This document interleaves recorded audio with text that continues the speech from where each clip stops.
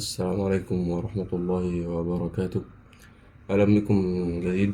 خلصنا أول شهر في الجامعة أهو، يعني بضيع فيه وقت كتير أوي، بضيع وقت كتير عامة.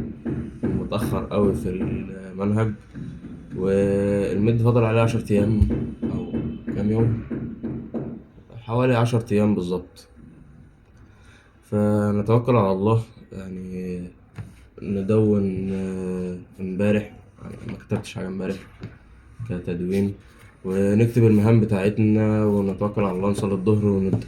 لسه مخلص لسه مخلص سيكشن فسيولوجي. خدنا فيه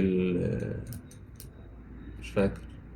دي من المشاكل برضو معايا إن أنا بنسى. خلينا نقول هي دي موضوع النهاردة. نكتب المهام بتاعتنا ونتوكل على الله، نصلي ونبدأ. أدعوك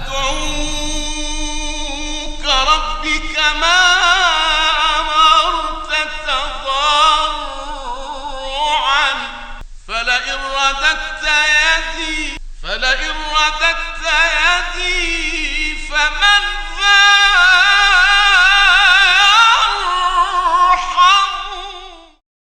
الساعة 4:30 يعني. خلصت بعض المشاوير، جبت بعض الحاجات يعني والمشتريات. بعد 3 ساعات من تصوير الفيديو الأولاني أو الشوط الأولاني. فهل أنا ذاكرت كتير أو ذاكرت القدر اللي المفروض أذاكره؟ صراحة لأ. كلت ورحت كام مشوار ومش عارف ايه، وصليت العصر وطلعت. في فترة كده حوالي ساعة، يعني كان المفروض اخد فيها قدر اكبر، ولكن ما خدتش فيها حاجة خالص.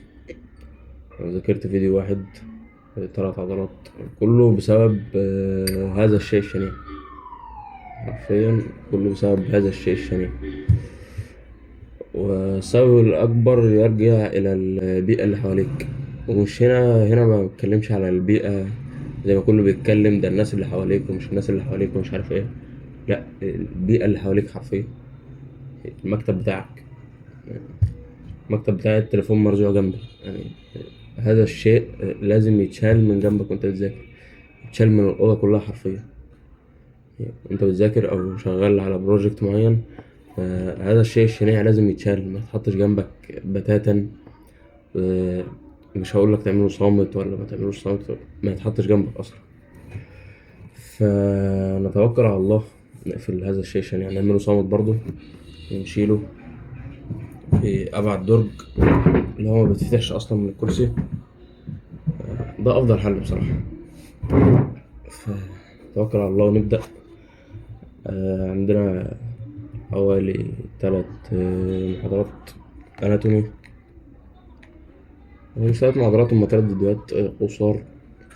فنصيحتي ليك، عشان ما اكونش عامل فلوج او عامل الفيديو ملوش لازمة. النسيان، انا نسيت اصلا.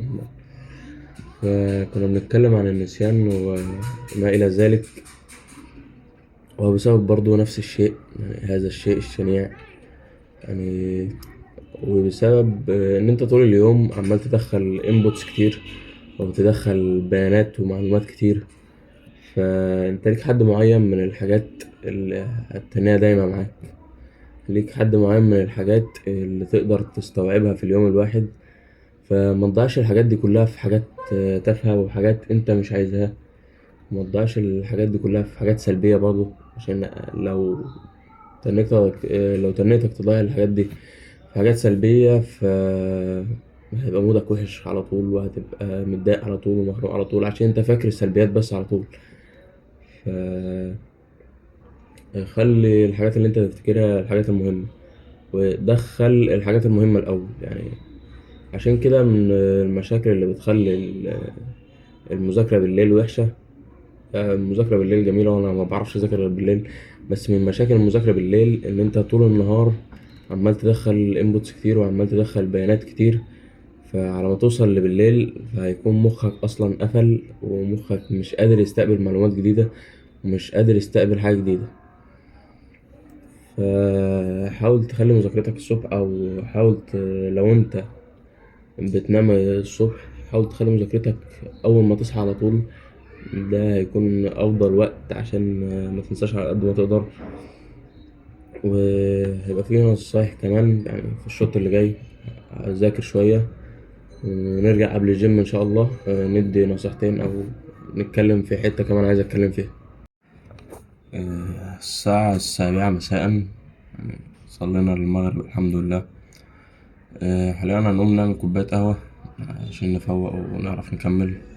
غالبا ما انصحكش أصلا تشرب قهوة غير قبل العصر، بعد العصر بقى هتبوظ الدنيا، ولكن أنا الدنيا بايظة معايا حاليا. فخلصنا جزء ليس بسيء من اللي علينا، فجاي أقول برضو من الحاجات اللي بتخليك تنسى وطريقة المذاكرة نفسها أصلا. طريقة المذاكرة نفسها اللي احنا بقينا بنذاكر بيها يعني بتخليك تنسى جدا، ومستحيل تخليك تفتكر أصلا. أو بعض طرق المذاكرة اللي احنا بنذاكر بيها، يعني مش كلنا بنذاكر بنفس الطريقة، ولكن الطريقة اللي كنت بذاكر فيها الفترة اللي فاتت كانت سيئة جدا، وهي إن أنا بحضر الفيديو أو المحاضرة بس ما بعملش أي حاجة كده. يعني لو انت بتعمل كده وعايز تفتكر فعمرك ما تفتكر حاجة أصلا، وطبيعي إن انت تنسى لو انت بتعمل كده. يعني انت خدت المعلومة مرة واحدة بس ومش معلومة واحدة كمان، انت خدت كمية معلومات كبيرة على مرة واحدة بس. انت على ما توصل لآخر معلومة في المحاضرة انت نسيت كل اللي في الأول أصلا. ف في طريقة تانية هحاول أجربها حاليا، ألا وهي إيه؟ إن تاخد المعلومة على 3 مرات على الأقل. يعني أول حاجة هي قراءة سريعة، يعني لو عندك شابتر هتذاكره مثلا تقرأه قراءة سريعة.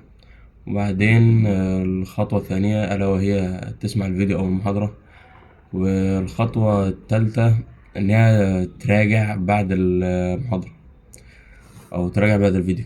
فالخطوة الأولى أنت هتقرأ قراية سريعة، لو جملة واقفة معاك مش فاهمها أو مش مترجمها مش عارف معناها إيه هكذا هتترجمها.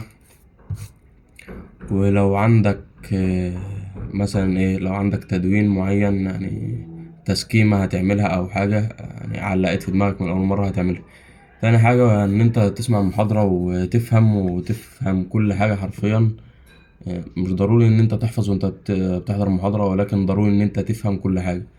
وتالت مرحلة ألا وهي إن أنت تخش على المراجعة، يعني أيا كان بقى هتراجع وهتسكم أو هتحفظ حفظ أو الطريقة اللي أنت هتراجع بيها.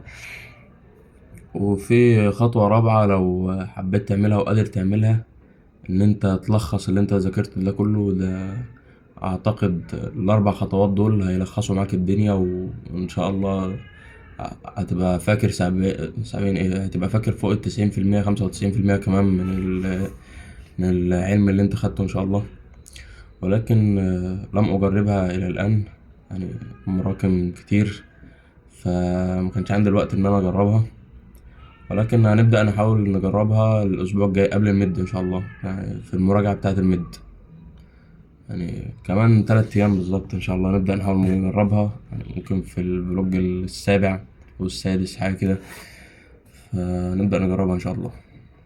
حاليا نقوم نعمل بقى كوباية القهوة ونخش على الفسيولوجي. كفاية أناتومي أو كده، يعني الأناتومي بهدل أبونا، ولكن هو خير والحمد لله. وعشان ما تنساش برضو، يعني من الحاجات المهمة إن أنت تدعي ربنا إن أنت ما تنساش. تعرفها دي هنتكلم فيها بعد ما أخلص المذاكرة. السلام عليكم ورحمة الله وبركاته. يوم الاثنين يوم 20/10، ما كملتش الفلوج امبارح وما كملتش كل اللي عليا الصراحة. خلصت يعتبر 50% من التاسكات أو المهام اللي عندي. المهم لسه راجع من سيكشن الاناتومي الحمد لله.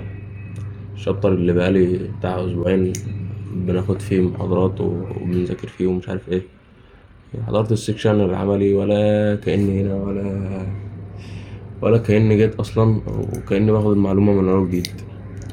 ولكن الواحد عارف إن هي غلطته، طريقة المذاكرة بتاعته هي اللي غلط.